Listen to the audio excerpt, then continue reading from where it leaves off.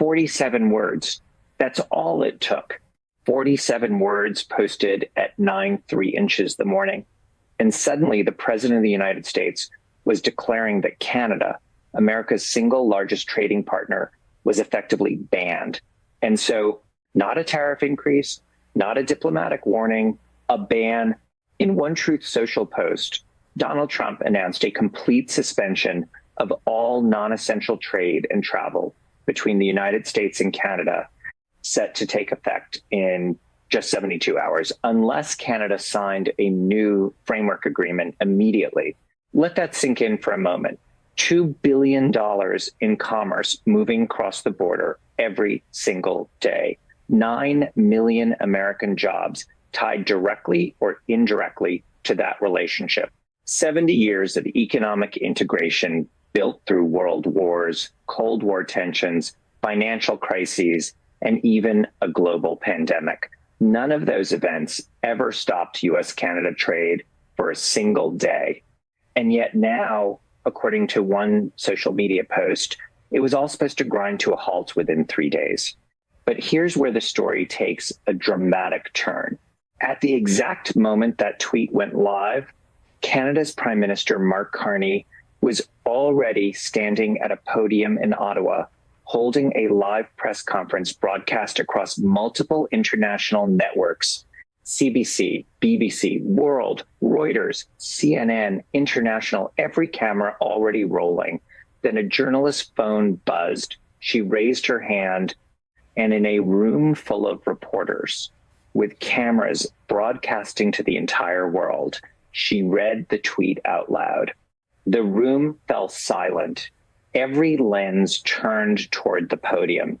And suddenly, the Prime Minister of Canada had about 4 seconds to decide how to respond to a sitting US president announcing on social media that his country had just been banned. For a brief moment, the entire room froze. No aides rushed forward, no whispered briefing, no commercial break, just a prime minister standing at a podium while the world watched in real time. Cameras zoomed in, reporters leaned forward, and Mark Carney took one slow breath, the kind of breath you only see from someone who has spent years managing financial crises, the kind of calm that signals to markets and governments alike that panic is not part of the equation. Then he looked straight at the cameras and began to speak. "I've seen the post," he said, his voice steady and measured. "Let me respond directly." The room tightened. Every microphone captured the next sentence that would instantly echo around the world. "A tweet," Carney said, "is not a law." Just like that. No anger, no theatrics, just a calm, almost surgical explanation. He continued, making the point unmistakably clear. A social media post, he said, does not constitute a legal instrument under American domestic law. It is not binding under international treaty law, and it certainly does not qualify as an enforceable action under the rules of the World Trade Organization. Canada, he explained, would not be responding to a tweet. Canada would respond only to a formal legal instrument transmitted through proper diplomatic channels, if one existed. A second reporter quickly jumped in. "Prime Minister, are you saying Canada is simply ignoring the President of the United States?" The question hung in the air. Carney didn't hesitate. He turned toward the reporter and answered with the same calm precision. "Canada applies the same standard to communications from any government," he said. "If it carries legal standing, we respond formally. If it does not, we acknowledge it and we continue governing." And with that single statement, broadcast live across international television feeds, Canada made its position crystal clear. The tweet might dominate social media headlines, but in Ottawa, the government was treating it as political noise, not law. What happened next, however, proved that the world's financial markets were paying extremely close attention. Within minutes, the reaction began, and it didn't start on cable news. It started on Wall Street, in currency markets, and inside trading terminals around the world. Because professional traders don't wait for pundits to explain what just happened. They watch the signals and then they price the reality. And the signals coming out of that live broadcast were impossible to ignore. Within 20 minutes of Carney's response circulating across financial news networks, the US dollar dropped roughly 1.3% against a basket of major currencies. Gold surged upward, treasury yields shifted. The markets weren't simply reacting to political drama. They were reacting to something much more precise, a gap between a presidential declaration and the legal authority required to enforce it. In other words, markets recognized two completely different messages coming from the same story. On one side, a U.S.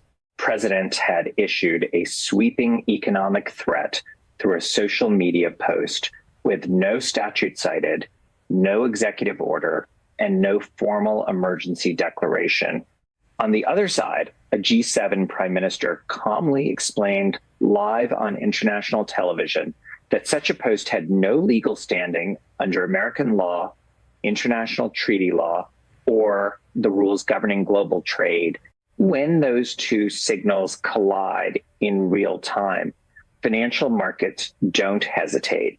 They evaluate which one carries legal credibility, and they move accordingly. And the reaction spread fast.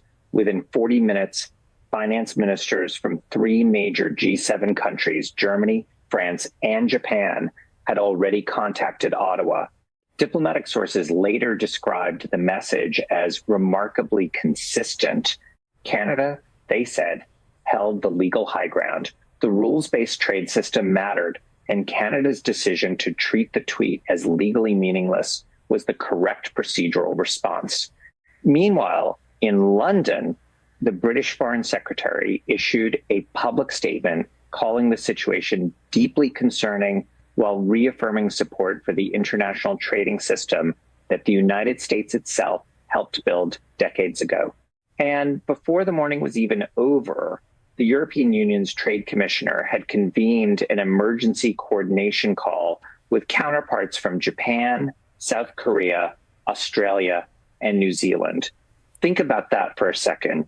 These were not adversaries mobilizing against the United States. These were American allies scrambling to understand and respond to an economic threat announced by Washington itself. And this is where the legal reality begins to hit like a brick wall. Because under American law, a presidential tweet, no matter how dramatic, has absolutely no legal effect by itself. It isn't an executive order. It isn't a presidential proclamation. It isn't a national emergency declaration. It isn't even a formal diplomatic communication. In other words, posting on social media does not suddenly grant the authority to shut down the largest trading relationship on the planet. For something on that scale to actually happen, the president must invoke specific statutory powers, follow legal procedures, and issue a formal instrument that can withstand scrutiny from courts, Congress, and international agreements. And that's where the situation becomes extremely complicated for the White House. The tools that exist for a president to restrict trade all come with strict legal requirements. The International Emergency Economic Powers Act, for example, requires a formal declaration of a national emergency and a clear finding that a foreign country poses a threat to U.S. national security or the American economy. Imagine the legal storm that would follow if a U.S. president suddenly declared Canada a NATO ally, a NORAD partner, and the nation sharing the longest peaceful border on Earth, a national security threat. Constitutional scholars say such a move would almost certainly trigger immediate lawsuits in federal court and could be blocked before it ever took effect. Other trade authorities aren't any easier to use. Section 232 of the Trade Expansion Act allows tariffs in the name of national security, but it requires a lengthy investigation process. Section 300 and one of the Trade Act of 1974 also demands formal findings and procedural steps that take months, not 72 hours. In short, there was no clean legal pathway for the sweeping ban described in the tweet. Harvard constitutional law professor Lawrence Tribe went on television later that afternoon and put it bluntly, a trade ban announced through a social media post without citing legal authority has precisely zero legal effect until it becomes a formal government action. And that left the administration facing a dilemma that was both political and constitutional, and neither option looked good.